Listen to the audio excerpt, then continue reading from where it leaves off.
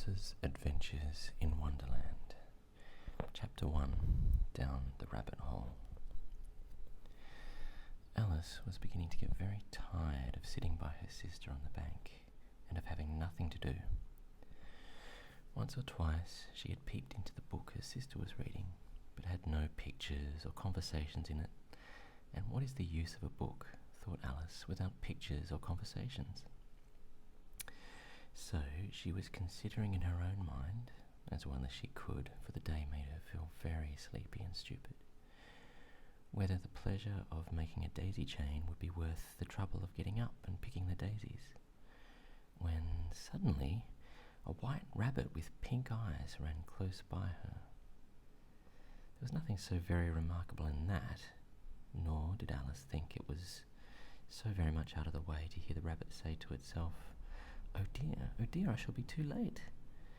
But when the rabbit actually took a watch out of its waist pocket and looked at it and then hurried on, Alice started to her feet, for it flashed across her mind that she had never before seen a rabbit with either a waistcoat pocket or a watch to take out of it, and burning with curiosity she ran across the field after it and was just in time to see it pop down a large rabbit hole under the hedge. In another moment down went Alice after it. The rabbit hole went straight on like a tunnel for some way and then dipped suddenly down, so that suddenly Alice had not a moment to think about stopping herself before she found herself falling down what seemed to be a very deep well. Either the well was very deep or she fell very slowly, for she had plenty of time as she went down to look about her. First she tried to make out what she was coming to, but it was too dark to see anything. Then she looked at the sides of the well and noticed that they were filled with cupboards and bookshelves.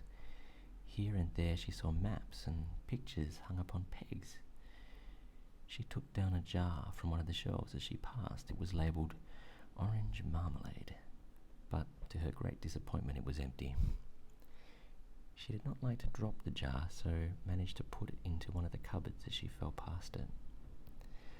Down, down, down. Would the fall never come to an end?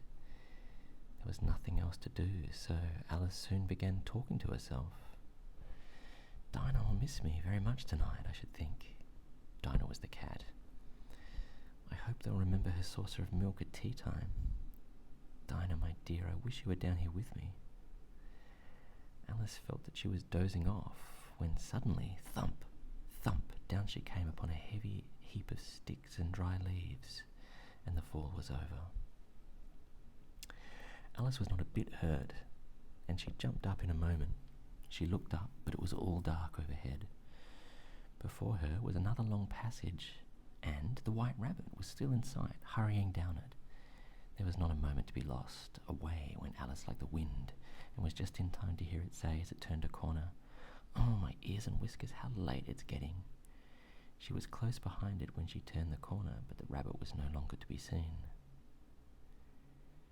She found herself in a long, low hall which was lit up by a row of lamps hanging from the roof. There were doors all round the hall, but they were all locked. And when Alice had been all the way down one side and up the other, trying every door, she walked sadly down the middle, wondering how she was ever to get out again.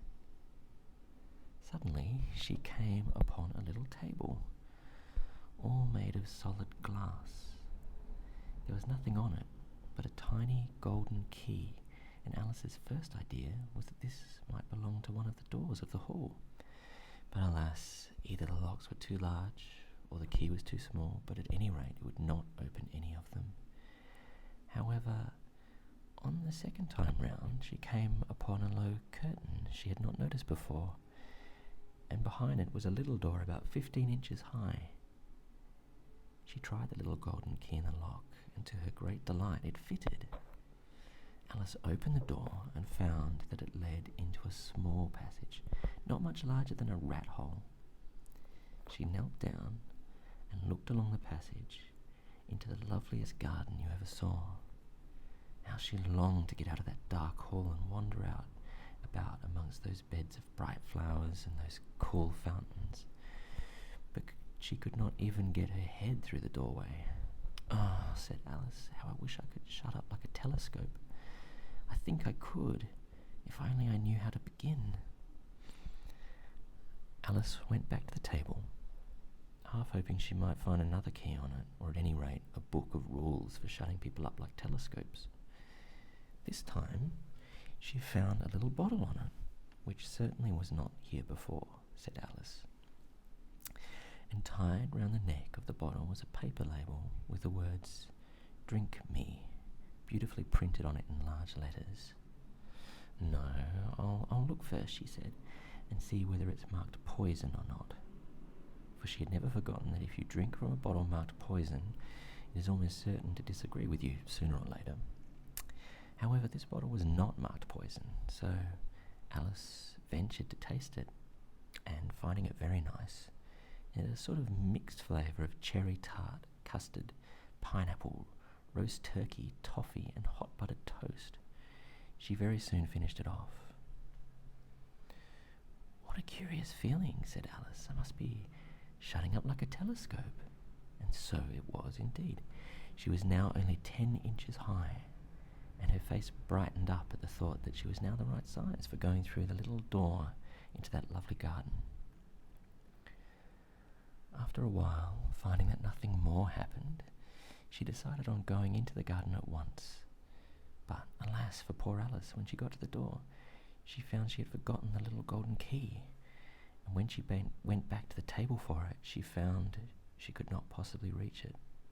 She could see it quite plainly through the glass, and she tried her best to climb up on one of the legs of the table, but it was too slippery, and when she had tired herself out with trying, the poor little thing sat down and cried. "Come, there's no use in crying like that," said Alice to herself rather sharply. "I advise you to leave off this minute." She generally gave herself very good advice, though she very seldom followed it. And sometimes she scolded herself so severely as to bring herself to tears. Soon her eye fell on a little glass box that was lying under the table. She opened it and found in it a very small cake, on which the words, "Eat me," were beautifully marked in currants. "Well, I'll eat it," said Alice, "and if it makes me grow larger, I can reach the key, and if it makes me grow smaller, I can creep under the door, so either way I'll get into the garden, and I don't care which happens."